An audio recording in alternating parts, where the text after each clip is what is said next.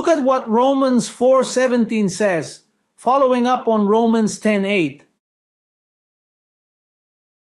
It says the father of faith. Abraham says he called things that are not as though they were.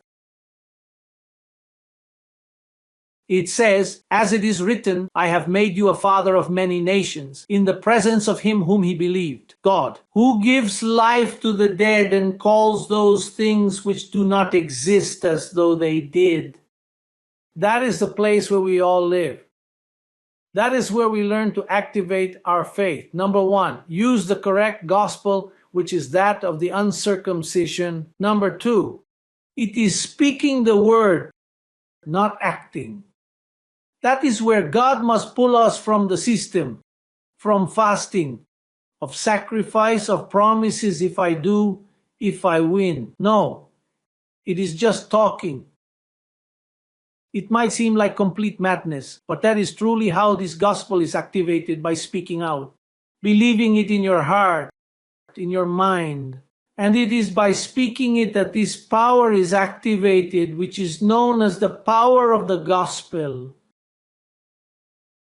Naturally, the gospel of uncircumcision, they are two sources. And when we understand the difference, so we can take advantage of it. Notice that we have to repeat it. The mouth. The mouth is the instrument used for the true gospel.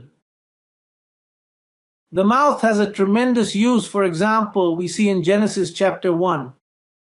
The phrase, and God said, is repeated 8 times. And God said, let us make man. And God said, let there be light. And God said, let us divide the waters of the earth.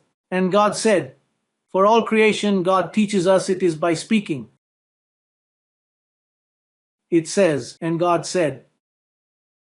It is written in Proverbs that power. It says the power of life and death lies in the mouth, in the tongue. The power of life and death. You are in death or in life. That is Proverbs 18:21. We can read it too.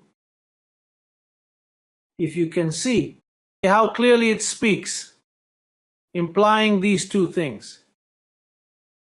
Proverbs 13:3 also says, he who guards his mouth preserves his heart, preserves his life. Implying that he who guards his mouth, that's why we're so careful about what we say, about how we speak it. In confessing,